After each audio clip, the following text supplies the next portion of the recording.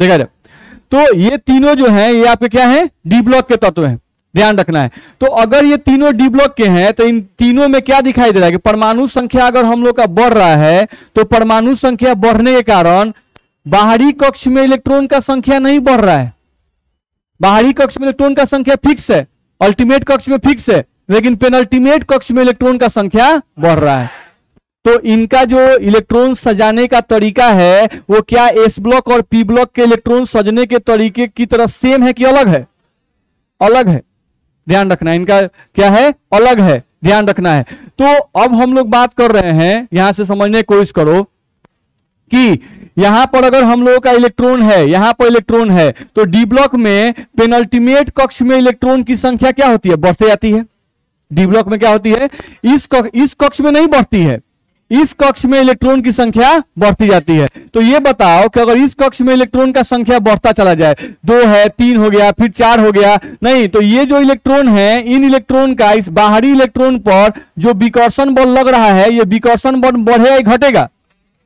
बढ़ेगा। नहीं, विकर्षण बल क्या होगा, बढ़ता जाएगा। जैसे जैसे इस कक्ष में इलेक्ट्रॉन की संख्या बढ़ती जाएगी, नहीं इस कक्ष के द्वारा इस बाहरी इलेक्ट्रॉन पर लगाया गया विकर्षण बल का मान क्या होगा, बढ़ता जाएगा। बढ़ेगा कि नहीं बढ़ेगा, ध्यान रखना है। तो अगर इस पर विकर्षण बल बढ़ता जाएगा, नहीं तो ये जो कक्ष हमको यहां पर दिखाई दे रहा है इसका आकार थोड़ा सा फैलेगा, थोड़ा सा इसका आकार क्या होगा, बढ़ेगा।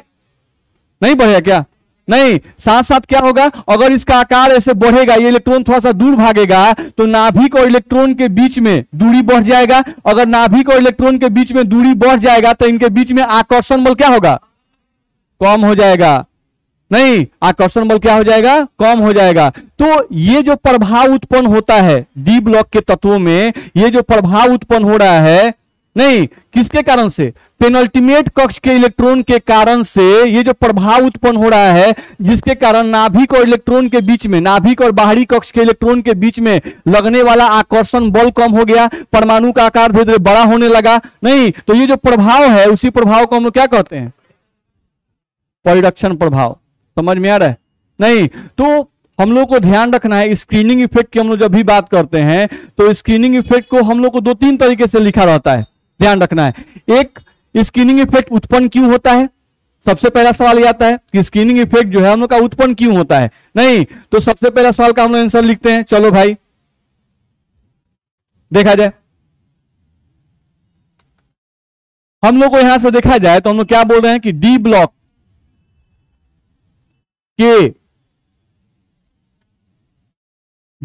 के तत्वों के केस में,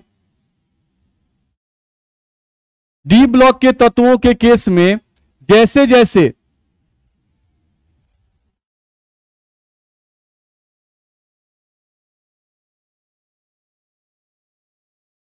जैसे परमाणु संख्या बढ़ता है, इलेक्ट्रॉन्स की संख्या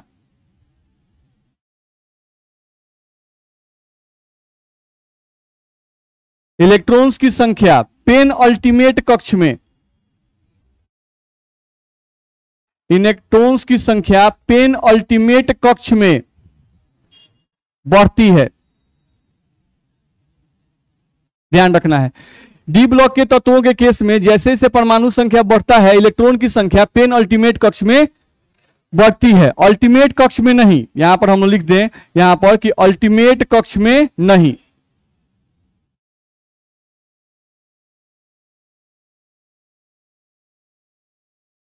पहला बात हम लोग को यह ध्यान रखना होगा, ठीक है। अब क्या होता है, पेनल्टीमेट कक्ष में इलेक्ट्रॉन की संख्या बढ़ने के कारण, पेनल्टीमेट कक्ष में इलेक्ट्रॉन की संख्या बढ़ने के कारण पेनल्टीमेट कक्ष के इलेक्ट्रॉन अल्टीमेट कक्ष के इलेक्ट्रॉन पर विकर्षण बल लगाते हैं, ध्यान रखना है, ठीक है। यहां पे हम लोग बोल रहे हैं कि पेनल्टीमेट कक्ष, पेन अल्टीमेट कक्ष में इलेक्ट्रॉन की संख्या बढ़ने के कारण ये इलेक्ट्रॉन्स बढ़ने के कारण ये इलेक्ट्रॉन्स अल्टीमेट कक्ष, ये इलेक्ट्रॉन्स अल्टीमेट कक्ष के इलेक्ट्रॉन्स पर क्या लगाते हैं? विकर्षण बल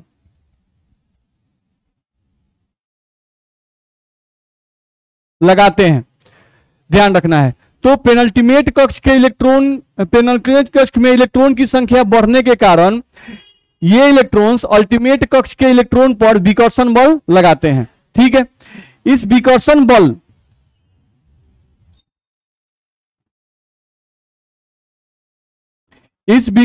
बल को ही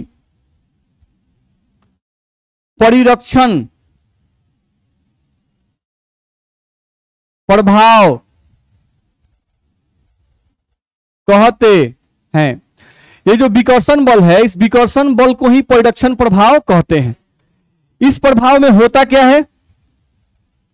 इस प्रभाव के कारण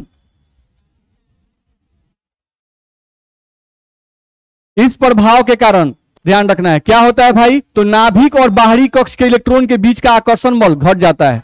इस प्रभाव के कारण नाभिक तथा बाहरी कक्ष के इलेक्ट्रॉन के बीच का आकर्षण बल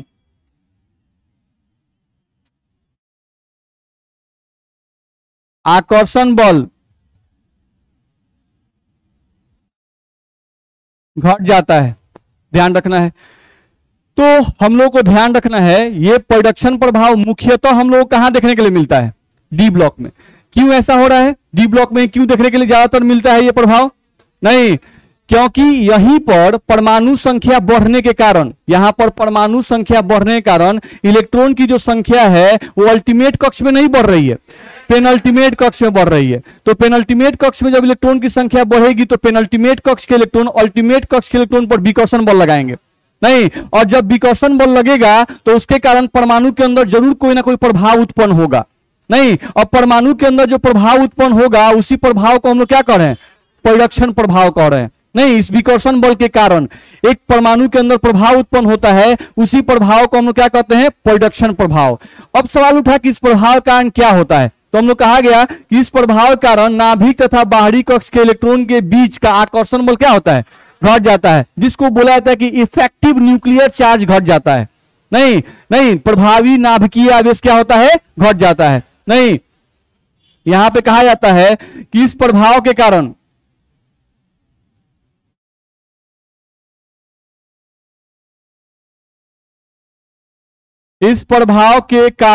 प्रभावी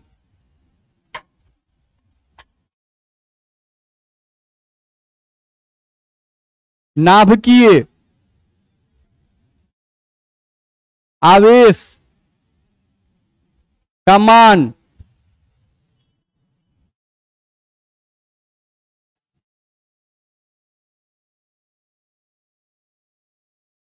घट जाता है, ध्यान रखना है। प्रभावी नाभिकीय आवेश का मान घट जाता है।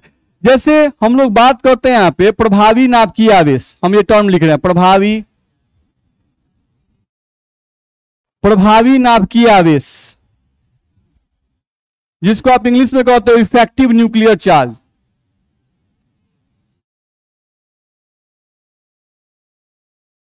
इफेक्टिव न्यूक्लियर चार्ज ये हम लोग कह रहे हैं नहीं, जिसको आप रिप्रेजेंट करते हो जेड इफेक्टिव से, ध्यान रखना है, जेड इफेक्टिव से हम लोग रिप्रेजेंट करते हैं। तो जेड इफेक्टिव का मतलब क्या होता है? जेड इफेक्टिव का मतलब हुआ कि मान लो ये नाभिक है, यहां पर हम लोगों का कक्ष दिया गया है नहीं, तो नाभिक हर एक कक्ष पर आकर्षण बल लगाता है, क्योंकि नाभिक पर क्या चार्ज है? प्लस, और कक्ष में इलेक्ट्रॉन रहते हैं तो कक्ष में माइनस नहीं। तो नाभिक जो है वो प्रत्येक कक्ष पर आकर्षण बल लगाता है। नाभिक जो है वो प्रत्येक कक्ष पर क्या लगाता है? आकर्षण बल लगाता है, ध्यान रखना है। तो अगर ये इलेक्ट्रॉन इस इलेक्ट्रॉन पर अगर विकर्षण बल नहीं लगाते तो यहां पर हम लोगों का नाभिक और इलेक्ट्रॉन के बीच का आकर्षण बल क्या होता? ज्यादा होता नहीं। तो विकर्षण बल नहीं रहने पर नाभिक और इलेक्ट्रॉन के बीच में नहीं, नाभिक और इलेक्ट्रॉन के बीच में जो एक्चुअल आकर्षण बल है उसको हम लोग बोलते हैं जेड इफेक्टिव। बात समझ में आ रहा है? नहीं तो यहां पर जेड इफेक्टिव का मान अब क्या हो जाएगा, डी ब्लॉक के केस में जैसे जैसे परमाणु संख्या बढ़ेगा जेड इफेक्टिव का मान क्या होगा, घटता जाएगा। जेड इफेक्टिव का मान क्या होगा, घटता जाएगा। नहीं, क्योंकि नाभिक और इलेक्ट्रॉन के बीच में लगने वाला आकर्षण बल जेड इफेक्टिव है। नाभिक और इलेक्ट्रॉन के बीच में लगने वाला आकर्षण बल क्या है, जेड इफेक्टिव है। और इस जेड इफेक्टिव का वैल्यू क्या हो जाएगा, घटता जाएगा जैसे जैसे डी ब्लॉक में परमाणु संख्या का मान बढ़ता जाएगा। नहीं, क्यों ऐसा हो रहा है, क्योंकि जैसे जैसे डी ब्लॉक में परमाणु संख्या का मान बढ़ता जाएगा पेन अल्टीमेट कक्ष में इलेक्ट्रॉन की संख्या बढ़ती जाएगी। जैसे जैसे इसमें इलेक्ट्रॉन की संख्या बढ़ती जाएगी विकर्षण बल बढ़ता जाएगा। विकर्षण बल बढ़ता जाएगा तो नाभिक और इलेक्ट्रॉन के बीच का आकर्षण बल घटता जाएगा। आकर्षण बल घटेगा तो जेड इफेक्टिव का मान बढ़ेगा या घटेगा, घटेगा। इसीलिए जेड इफेक्टिव का फॉर्मूला देखोगे तो ऐसे लिखा रहता है, जेड इफेक्टिव बराबर लिखा रहता है number of protons, number of protons minus screening constant.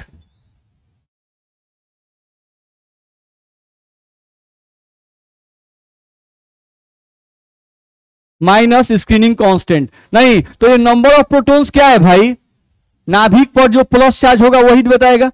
नहीं, एक प्रोटॉन पर हम लोग एक प्लस चार्ज मानते हैं। नहीं, तो जितना प्रोटॉन इसमें होगा नहीं वो हम लोग का नाभिकीय आवेश को दर्शाएगा। क्या दर्शाएगा, नाभिकीय आवेश को।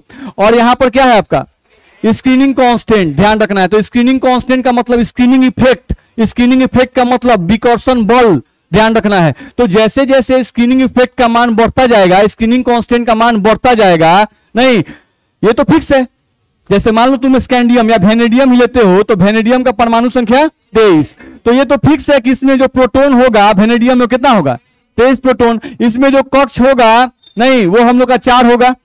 तो ये प्रोटॉन तो फिक्स है कि 23 को प्रोटॉन होगा, लेकिन यहां पर हम लोगों का जो इलेक्ट्रॉन की संख्या होगी 23 से 24 आएंगे। नहीं तो हम लोगों का यहां पर इलेक्ट्रॉन की संख्या होगी, बढ़ेगी, बढ़ेगी ना। नहीं तो जैसे जैसे हम लोग का परमाणु संख्या बढ़ेगा नहीं प्रोटॉन्स की संख्या भी बढ़ेगी और साथ साथ स्क्रीनिंग कांस्टेंट का मान भी क्या होगा, बढ़ेगा। किस केस में, डी ब्लॉक के केस में। किस केस में बढ़ेगा, डी ब्लॉक केस में। तो डी ब्लॉक केस में जैसे जैसे परमाणु संख्या बढ़ेगा नंबर ऑफ प्रोटॉन्स भी बढ़ेगा और स्क्रीनिंग कांस्टेंट भी बढ़ेगा, यानी कि अट्रैक्शन फोर्स भी बढ़ेगा, रिपल्शन फोर्स भी बढ़ेगा। अब इन दोनों के नेट इफेक्ट के कारण हम लोगों का कुछ ना कुछ रिजल्ट निकलेगा, जिससे हम लोगों का मेल्टिंग पॉइंट प्रभावित होगा, बॉइलिंग पॉइंट प्रभावित होगा और एटम का साइज प्रभावित होगा। बात समझ में आ रहा है? जैसे हम लोग बारी बारी चेक कर लेते हैं। पहले हम लोग को ध्यान रखना है कि इफेक्टिव न्यूक्लियर चार्ज किस पे डिपेंड करेगा, तो नंबर ऑफ प्रोटॉन्स पे और स्क्रीनिंग कांस्टेंट पे डिपेंड करेगा। परमाणु संख्या बढ़ेगा तो नंबर ऑफ प्रोटॉन भी बढ़ेगा और स्क्रीनिंग कांस्टेंट का मान भी बढ़ेगा। अब थोड़ा समझते हैं, देखो तो थोड़ा सा ध्यान दो। यहां से हम ध्यान दे तो जैसे मान लो हम लोग साइज की बात करते हैं, यहां पर साइज,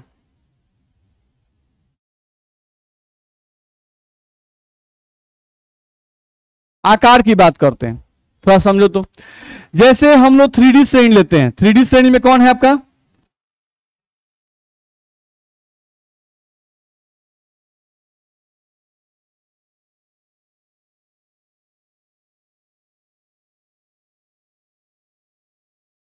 यही हम लोग को दिया गया है, ठीक है। 3D श्रेणी में हम लोग का स्कैंडियम से कहां तक है, जिंक तक है, ठीक है। परमाणु संख्या भी सबका आप जानते हैं।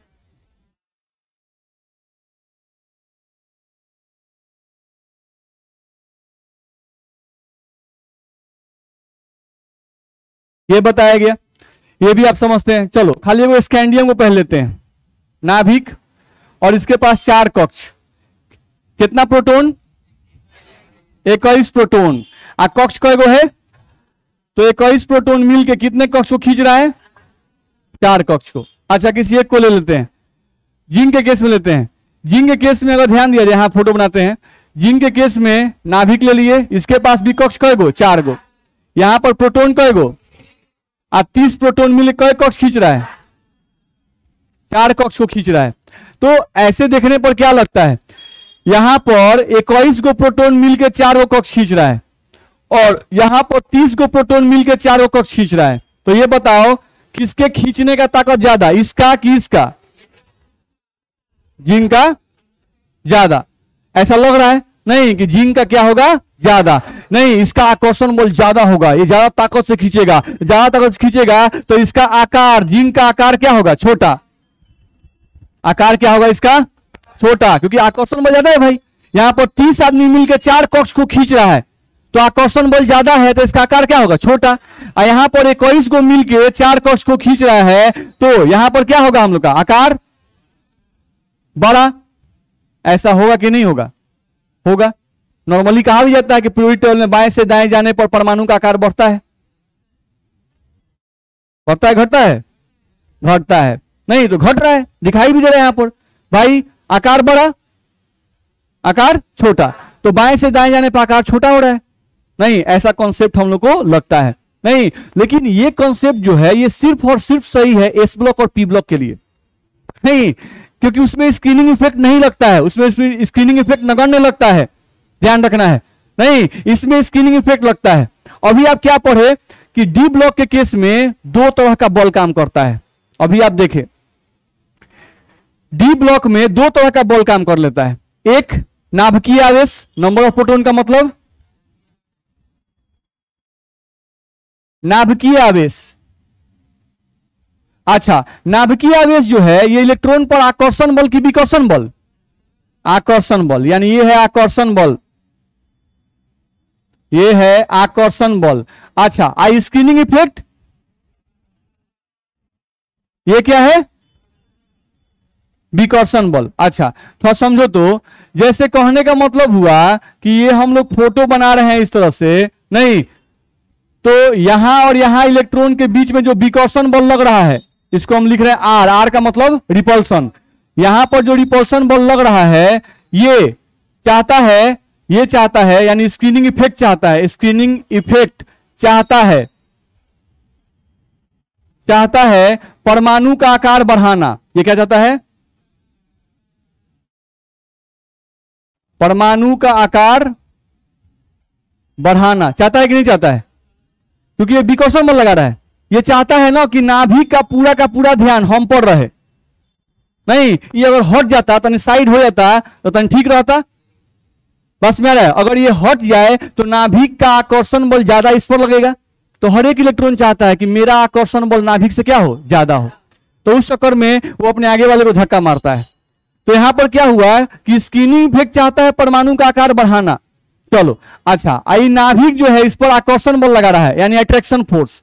तो ये जो अट्रैक्शन फोर्स है यानी नाभिकीय आकर्षण बल, तो ये जो नाभिक है, नाभिक की हम बात करें तो ये जो नाभिक है ये परमाणु का आकार छोटा करना चाहे कि बड़ा करना चाहेगा, ये चाहेगा कि सब इलेक्ट्रॉन सिकुड़ा रहे, जितने नजदीक रहेगा ना सब पर मेरा पकड़ मजबूत रहेगा। नहीं, तो नाभिक परमाणु के आकार को छोटा करना चाहता है। नाभिक परमाणु के आकार को क्या करना चाहता है, छोटा करना चाहता है। तो डी ब्लॉक में 2 तरह का बल लग रहा है। कुछ बल चाहते हैं डी ब्लॉक में 2 तरह का बल लग रहा है, एक बल स्क्रीनिंग इफेक्ट और एक बल नाभिकीय आकर्षण बल। तो स्क्रीनिंग इफेक्ट चाहता है कि परमाणु का आकार बड़ा कर दें, नहीं, और न्यूक्लियस चाहता है कि परमाणु का आकार छोटा रहे। अब दोनों के बीच में लड़ाई चल रहा है, ध्यान रखना है। तो यहां पर अगर हम लोग ये कॉन्सेप्ट जो अभी आप पढ़ रहे थे, यहां पर हम लोग देखा जाए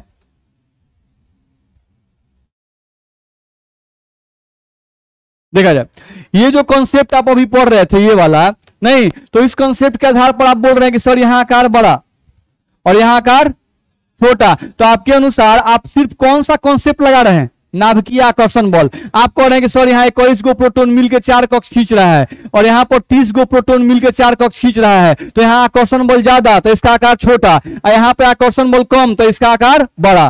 तो यहाँ पे आप कौन सा कॉन्सेप्ट लगा रहे हैं, सिर्फ एक, कौन सा, नाभिकीय आकर्षण बल के कॉन्सेप्ट के आधार पर आप बता रहे हैं। नहीं, लेकिन ये जो कॉन्सेप्ट है क्या है, गलत है, ध्यान रखना है। डी ब्लॉक में ये कॉन्सेप्ट लागू नहीं होगा। तो अब अगर डी ब्लॉक में हम लोग को दिया हुआ है, ध्यान समझो, अब अगर डी ब्लॉक में आपको अगर दिया हुआ है, यहां पर हम लोग लिखें, अगर मान लो यहां पे लिखते हैं हम लोग scandium, titanium, vanadium, chromium, manganese, iron, cobalt, नहीं निकल, कॉपर और जिंक, ये दिया गया। नहीं तो पहले वाले नियम से लग रहा था, इस नियम से जो कि गलत है, कि बाएं से दाएं जाएंगे तो आकार क्या होगा, घटेगा। आकार क्या होगा, घटेगा डी ब्लॉक में। लेकिन ये क्या आया, गलत। क्यों? क्योंकि हम इसमें सिर्फ एक कॉन्सेप्ट लगा रहे हैं। कौन सा? नाभिकीय आवेश का कॉन्सेप्ट लगा रहे हैं। अब चलो एक्सपेरिमेंटली मापा गया, चेक किया गया प्रायोगिक रूप से कि आकार में क्या फर्क पड़ता है। चलो तो यहां से हम लोग जब स्टार्ट किए तो हम लोग को स्टार्ट होते गया मैग्नीज तक पहुंचा, और मैग्नीज तक कहा कि परमाणु का आकार, यहां कहा गया कि परमाणु का आकार, यहां लिखा गया घटता है। क्या होता है? घटता है। यानी स्कैंडियम से मैग्नीज तक जाते हैं तो परमाणु का आकार क्या होता है, घटता है। चलो अब आयरन से शुरू किए, आयरन से जब कॉपर तक गए तो एक और है कि परमाणु का आकार लगभग समान रहता है। ये लिख रहा है क्या, परमाणु का आकार लगभग समान रहता है, यानी ना बढ़ता है ना घटता है, परमाणु का आकार लगभग समान रहता है, ऐसा बोला गया। और जिंक के केस में जब आया तो बोला गया कि इसका आकार बड़ा हो जाता है, इसका आकार बड़ा हो जाता है। अब बताओ तो, अभी हम लोग पढ़ रहे थे कि इसका आकार छोटा हो जाता है, नहीं इसका आकार अब क्या हो गया। तो ये जो ऑर्डर आया, ये हम लोग का आया एक्सपेरिमेंटल ऑर्डर, प्रायोगिक क्रम, एक्सपेरिमेंटल ऑर्डर हम लोग को आया। ध्यान रखना है, नियम तो होना चाहिए था कि बाएं से दाएं जाने पर परमाणु का आकार घटेगा, नहीं, लेकिन जब प्रायोगिक रूप से चेक किया गया तो ऑर्डर गड़बड़ा गया। ये बोला कि नहीं, स्कैंडियम से लेकर मैग्नीज तक परमाणु का आकार घटता है, आयरन से लेकर कॉपर तक परमाणु का आकार लगभग समान रहता है, और जिंक पर जाते हैं तो इसका आकार क्या होता है, बड़ा हो जाता है। नहीं तो क्यों हुआ भाई? क्योंकि डी ब्लॉक के केस में दो तरह का बल लग रहा है, नाभिकीय आवेश का आकर्षण बल और स्क्रीनिंग इफेक्ट का विकर्षण बल। नहीं तो एक चाहता है आकार को छोटा करना, एक चाहता है आकार को बड़ा करना। नहीं तो अब ये जो रिजल्ट आया, इसके आधार पर अब हम लोग बता सकते हैं इस तरह से। क्या भाई? देखो तो हम लोग यहां पे लिखे scandium, titanium, vanadium, chromium, manganese, iron, cobalt, निकल, कॉपर और जिंक लिख दिए। ठीक है, अब बताओ हम लोगों का यहां से लेकर मैग्नीज तक कहा गया कि आकार घटता है। क्या होता है? आकार घटता है। अच्छा, आकार घट रहा है। डी ब्लॉक में दो तरह का फोर्स लगता है, एक न्यूक्लियर फोर्स और एक स्क्रीनिंग फोर्स। आकार घट रहा है, इसका मतलब अच्छा जरूर न्यूक्लियर फोर्स जो है वो स्ट्रांग रहा है और स्क्रीनिंग फोर्स क्या रहा है, कमजोर। नाभिकीय ताकत ज्यादा है और स्क्रीनिंग फोर्स का ताकत कम है, इसीलिए आकार घट रहा है। नहीं, क्योंकि नाभिकीय ताकत आकार छोटा करना चाहता है, तो जब तक ये बरियार रहेगा तब तक आकार क्या होगा, छोटा होगा। तो ये बरियार है अभी, नहीं तो अभी बरियार है, अभियो बरियार है, अभियो बरियार है, अभियो बरियार है, यहां तक बरियार है, बुझा रहा है। नहीं तो यहां तक बरियार है, इसलिए आकार को छोटा करता रहा, लेकिन स्क्रीनिंग इफेक्ट धीरे धीरे मजबूत हो रहा है, बुझा रहा है, धीरे धीरे भी मजबूत हो रहा है। कैसे? कहे कि अभी इसमें डी में 1 इलेक्ट्रॉन, डी में 2, डी में 3, धीरे धीरे अपना ताकत बढ़ा रहा है। जैसे जैसे डी में इलेक्ट्रॉन का संख्या बढ़ता जाएगा, इसका विकर्षण बल का ताकत बढ़ता जाएगा। नहीं, अब आया यहां से लेकर यहां तक जब चेक किया गया तो आकार समान रहा, आकार लगभग समान रहता है। तो आकार लगभग समान रहता है, इसका मतलब हुआ कि अच्छा यहां पर स्क्रीनिंग फोर्स और न्यूक्लियर फोर्स बराबर हो गया। नहीं, इस केस में स्क्रीनिंग फोर्स और न्यूक्लियर फोर्स जरूर बराबर हो गया होगा। नहीं, यानी नाभिकीय जो है मजबूत, देख रहे हैं, छोड़ नहीं रहा है जान, छोड़ रहा है जान, जल्दी जान नहीं छोड़ रहा है। अभी भी न्यूक्लियर फोर्स और स्क्रीनिंग फोर्स बराबर है, ध्यान रखना है। यानी कि जैसे ये चाहता है साइज को घटाना, ये चाहता है साइज को बढ़ाना, अब दोनों ताकतें अगर बराबर हो जाएंगी तो साइज ना बढ़ेगा ना घटेगा, ना बढ़ेगा ना घटेगा, बस में आ रहा है। लेकिन एक समय स्क्रीनिंग फोर्स जीतता है, और वो कहां जीतता है, जिंक केस में। यहां लिखा गया कि आकार बड़ा हो गया। अच्छा, आकार बड़ा हो गया, नहीं, तो आकार बड़ा हो गया इसका मतलब जरूर स्क्रीनिंग फोर्स अब मजबूत हो गया और न्यूक्लियर फोर्स कमजोर हो गया। बस में आ रहा है? तो हम लोग को ये कॉन्सेप्ट दिया जाता है। मेरी बात कुछ समझ में आई? तो यहां से हम लोग को ध्यान में रखना होगा स्क्रीनिंग इफेक्ट हम लोग पढ़ रहे थे। तो स्क्रीनिंग इफेक्ट एक तरह का विकर्षण बल है जो जनरली सामान्यतः, हम ऐसा नहीं बोल रहे हैं कि किसी में सिर्फ एस ब्लॉक को नहीं लगता है, उन लोगों में कम लगता है। क्यों? क्योंकि उन लोगों में परमाणु संख्या बढ़ने के कारण इलेक्ट्रॉन की संख्या बाहरी कक्ष में बढ़ती जाती है। लेकिन डी ब्लॉक में ऐसा नहीं होता है। डी ब्लॉक में जैसे जैसे परमाणु संख्या बढ़ता है बाबू, इलेक्ट्रॉन की संख्या अल्टीमेट कक्ष में बढ़ती है कि पेनल्टीमेट कक्ष में? पेनल्टीमेट कक्ष में बढ़ती है। नहीं, तो पेनल्टीमेट कक्ष में अगर इलेक्ट्रॉन की संख्या बढ़ेगी तो जरूर पेनल्टीमेट कक्ष का इलेक्ट्रॉन अल्टीमेट कक्ष के इलेक्ट्रॉन पर विकर्षण बल लगाएगा। अंदर वाला मजबूत होगा तो बाहर वाले को धक्का मारेगा, वो चाहेगा कि साइड हो जाए। नहीं, इस साइड अगर हो जाएगा, ये कक्ष अगर निकल जाएगा, कोई समय उसका इलेक्ट्रॉन भाग जाता सब, तो नाभिक का पूरा ध्यान हम पर होता नहीं होता। एगो घर में होता है, 2 बच्चा रहता है सब, नहीं तो एगो बच्चा आता है का कि कैसे करके ये हट जाता ना, तो पिताजी माताजी का पूरा ध्यान मेरे ही पे रहता। बस में आ रहा है? तो सेम परमाणु के अंदर भी ये बात होता है। परमाणु भी आपका चाहता है कि भाई कम से कम, नहीं कम से कम इलेक्ट्रॉन रहे। जितने कम इलेक्ट्रॉन रहेगा, नाभिक का आकर्षण बल उन इलेक्ट्रॉन पर क्या रहेगा? ज्यादा रहेगा। ठीक है, तो इसलिए दूसरे इलेक्ट्रॉन जो है, दूसरे इलेक्ट्रॉन वो दूसरे इलेक्ट्रॉनों को धक्का मार के बाहर निकालना चाहते हैं। तो यहां तो मौका मिल रहा है, नहीं मिल रहा है। परमाणु संख्या बढ़ा, इलेक्ट्रॉन का संख्या बाहरी में नहीं बढ़ के भीतर लाइन बढ़ा। अच्छा अब आओ, नहीं तो जैसे जैसे जैसे जैसे बढ़ता जाएगा वैसे वैसे धक्का मारने का प्रवृत्ति बढ़ता जाएगा। तो इस कारण से जब भी अगर आकार का पूछे तो डायरेक्ट आकार ऐसे मत बताइएगा। बस समझ रहा है? तो आप साइज में क्या बताएंगे? अगर डी ब्लॉक के साइज में कोई पूछे और बोले कि बाएं से दाएं जाने पर परमाणु का आकार बढ़ता है कि घटता है डी ब्लॉक के केस में, तो हम बोलेंगे कोई यहां पर हम लोग एक तरफ का एक्यूरेट रिजल्ट हम लोग नहीं बता सकते हैं। यहां पहले परमाणु का आकार घटता है, फिर कांस्टेंट रहता है, फिर बढ़ जाता है। नहीं, इस तरह से होता है। ऐसा क्यों होता है? तो डी ब्लॉक में 2 तरह के बल लगते हैं। एक एक परमाणु पर 2 तरह का बल लगते हैं। आपको स्क्रीनिंग इफेक्ट लगता है जो कि विकर्षण बल लगाता है, और न्यूक्लियर फोर्स लगता है जो कि आपका आकर्षण बल लगाता है। इन 2 विपरीत बलों के कारण ही ऐसा हम लोग को देखा जाता है। ऐसा बता दीजिएगा। इसमें किसी को दिक्कत है? किसी को कोई क्वेश्चन है तो क्वेश्चन राइज कीजिए। आए तो उसमें भी जाएगा, उसमें कैसे नहीं जाएगा? अपवाद में कई गो जाता है, और एस में का इलेक्ट्रॉन जंप करके डी में चला जाता है, बताया गया है। तो बताइए, एस वाला है बाहरी और डी वाला है भीतरी। नहीं, तो एस से डी में गया तो स्क्रीनिंग इफेक्ट और बढ़ जाएगा।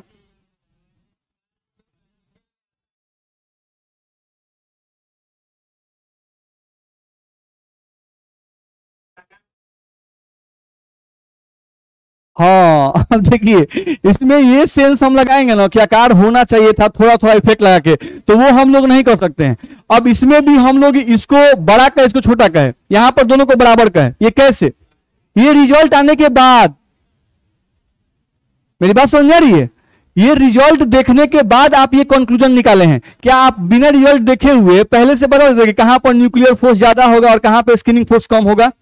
ये थ्योरेटिकली कैलकुलेट कर पाना पॉसिबल ही नहीं है। एक्सपेरिमेंटल रिजल्ट देखकर ही आप थ्योरी बना सकते हैं। बस में आ रहा है? तो इसलिए वैसा बोलना हम लोग गलत हो जाएगा। ठीक है, चलो दूसरे पॉइंट पर थोड़ा सा आ जाओ, ध्यान दो। अब हम लोग को ध्यान रखना है, तो ये हम लोग का होता है स्क्रीनिंग इफेक्ट।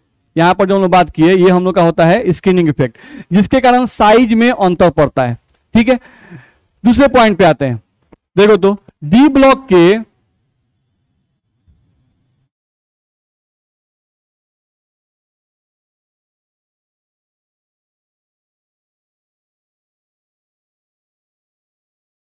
डी ब्लॉक के धात्विक गुण की थोड़ा सा बात कर लें, थोड़ा सा चर्चा कर लेते हैं।